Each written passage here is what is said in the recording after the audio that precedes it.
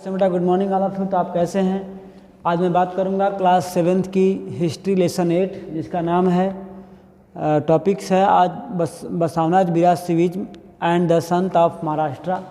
आज हम 2 टॉपिक्स की बात करेंगे। इससे पहले हम लोगों ने बहुत सारे टॉपिक्स को देखा है, जिसमें में सेकेंड वीडियो कर चुके हैं। लेसन का 3rd वीडियो है और लेसन का नाम है devotional path to the divine. Okay, आइए देखते हैं हम लोग इस लेसन में क्या, इस टॉपिक में क्या पढ़ने को मिलता है। हम देखते हैं 1 bye 1 topic by topic.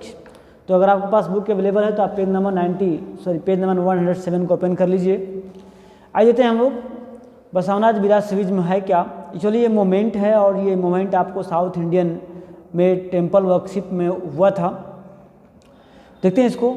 We noted earlier the connection between the Tamil bhakti moment and the temple worship, यानी कि यहाँ पर एक मोमेंट स्टार्ट हुई थी तमिल भक्ति मोमेंट और टेम्पल वर्कशिप में।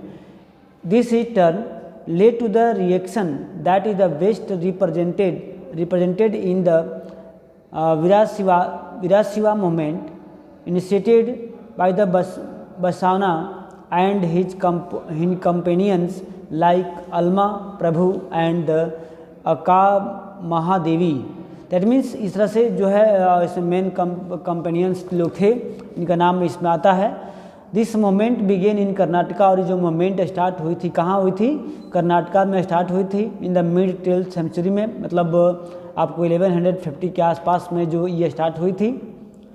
The Virashaiva argued strongly for the equality of all human beings and against the brahmanical ideas about caste and the treatment of women, यानी कि जो विराशिवीज में थे वो बहुत घोर विरोध करते थे।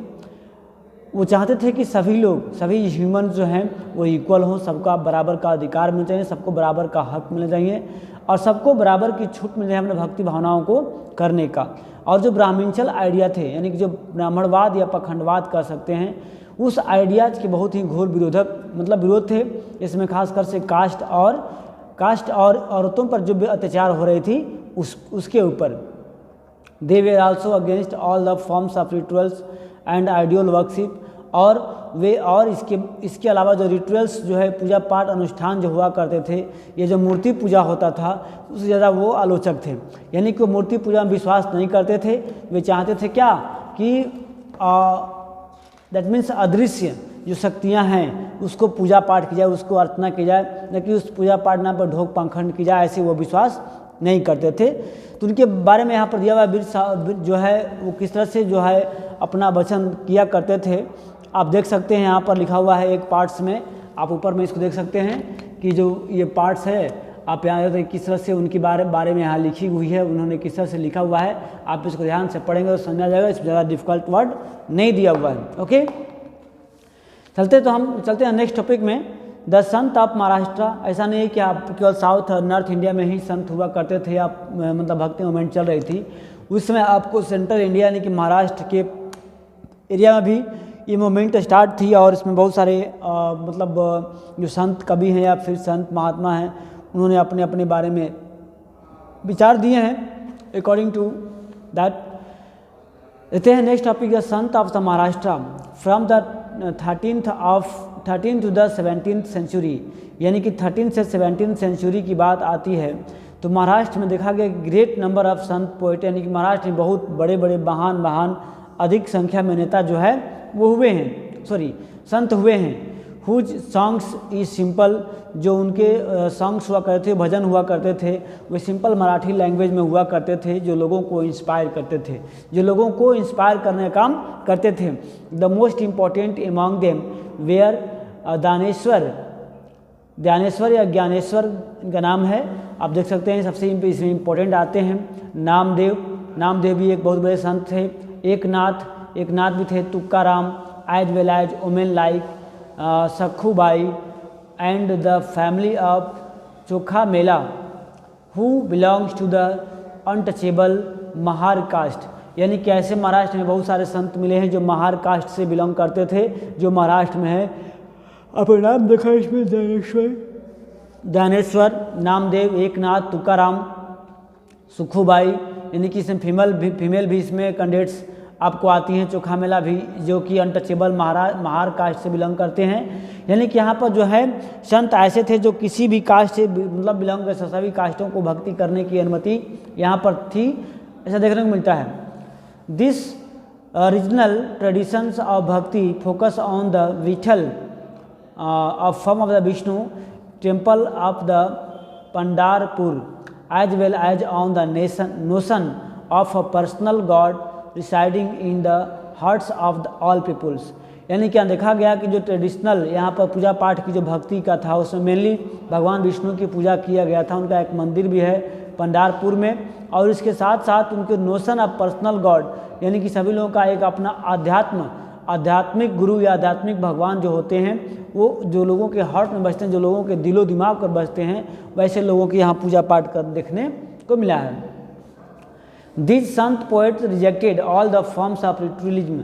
और ये जो संत हैं महाराष्ट्र में खासकर जितने भी जो पूजा पाठ के बाह्य आडंबर जो है या आउटवार्ड डिस्प्ले ऑफ द पेटी यानी पूजा पाठ यहाँ पर जो दिखावा होने वाले हैं वो सबको रिजेक्ट करते थे।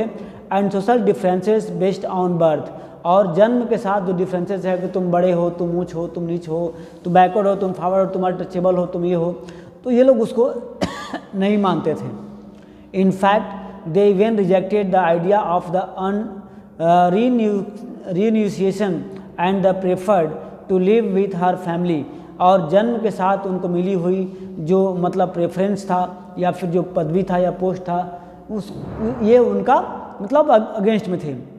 Earing their livelihood like any other person while humbling serving fellow human being in need।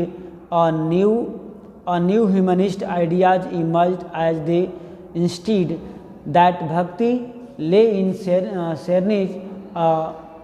sharing other plan। That means यहाँ पर जो था इसके अकॉर्डिंग जो है अदर्स जो ह्यूमन फेलो बीइंग्स थे यानी कि जो ह्यूमनिस्ट आइडियाज थी वो ज़्यादा भर कर के आई सामने। और आज द फेमस गुजराती संत, इसके अलावा और सारे गुजराती संत भी जो थे, इस नरसिंह मेहता का नाम आता है।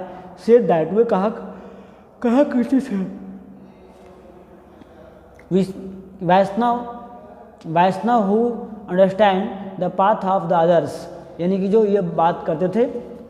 यहाँ पर कुछ क्वेश्चनिंग सोशल ऑर्डर में ये दिया हुआ है, इसको आप पढ़ना, ये कौन कौन क्या इसमें कहते थे इसमें दिया हुआ है ना, इजी है, थोड़ा सा देखना, इसको ज़्यादा इंपॉर्टेंट लाइन नहीं है, इंपॉर्टेंट एग्जाम में नहीं आने वाले हैं, इसको हम नहीं पढ़ने वाले हैं। आगे तो नेक्स्ट पॉइंट आपका है नाथपंथी, सिद्ध एंड योगी। ये अलग अलग भक्ति पाथ हैं, भक्ति के अलग अलग वे हैं, रास्ते हैं। इसको हम देख लेते हैं कि नाथपंथी क्या होता है, सिद्ध क्या होता है और योगी क्या होता है। तो हम इसको देखते हैं इस टॉपिक्स में। और number of religious group that emerge during this period criticise the rituals and their aspect of the conventional religions and the social orders. यानी कि इस दौरान जो है कई अलग अलग रिलीजियस ग्रुप का इमर्जेंस हुआ, उद्भव हुआ, विकास मतलब उत्पन्न हुए, और इस पीरियड में अलग अलग कई प्रकार के रिचुअल्स पीरियड्स जो है क्रिटिसाइज किया गया। Using the simple religions and the social orders, या यूजिंग सिंपल तरीके से इसको दिया गया। लॉजिकल आर्गूमेंट भी इसमें आए कई सामने। Among them were the Nathpanthi Siddhacharya and the yogis, यानी कि इसमें तीन प्रकार के थ्री वेज को दिखा गया, Nathpanthi, Siddhacharya and yogi. They advocated renunciation of the world, यानी कि ये वर्ल्ड को रीइनिशिएशन करने का एडवोकेट करते थे, बतलाव करते थे, पक्ष रखते थे।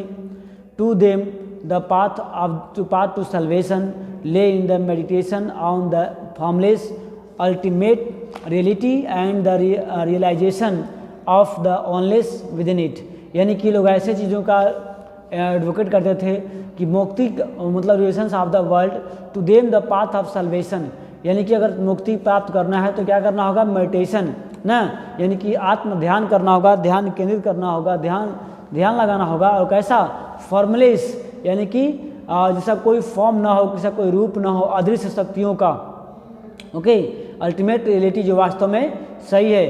और to achieve this they advocate intense training of the mind and body through the practice like yogasana, breathing exercise and meditation. और ये कहते हैं कि अगर आपको इसको वास्तव में महसूस करना है, प्राप्त करना है, तो इसके लिए प्रैक्टिस करना पड़ेगा, सुखासन करना पड़ेगा, ब्रीथिंग करना होगा और एक्सरसाइज भी करने होंगे। These groups became particularly popular among low castes. और ये जो आइडिया जो है खासकर लो कास्ट के लोगों में ज़्यादा पॉपुलर हुआ।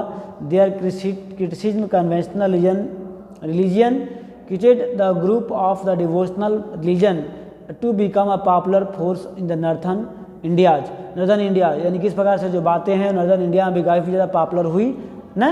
तो इसको हम देखते हैं, आप देख रहे हैं यहाँ पर एक ट्रीज के सामने, ट्रीज के नीचे जो है कुछ संत वगैरह बैठे हैं, क्या कर रहे हैं, अपने भक्ति भावनाओं में ध्यान जो है लगाए हुए हैं। यानी कि आप सेलिब्रेशन के लिए जो है आपको मेडिटेशन करते हुए नजर आएंगे। जो नेक्स्ट पॉइंट आपका है इस्लाम और सूफीज़्म, ये तो था आपको हिंदू धर्म के बारे में। अब हम आगे चलेंगे, जो नेक्स्ट पॉइंट हमारा है वो मुस्लिम धर्म के बारे में है। मुस्लिम लोग किस तरह से अपने आराध्य गुरु को पूजा करते थे, उनके बारे में क्या ख्याल था रिलीजन के बारे में, भक्ति के बारे में, इसको हम देखेंगे नेक्स्ट टॉपिक में। तब तक के लिए गुड बाय।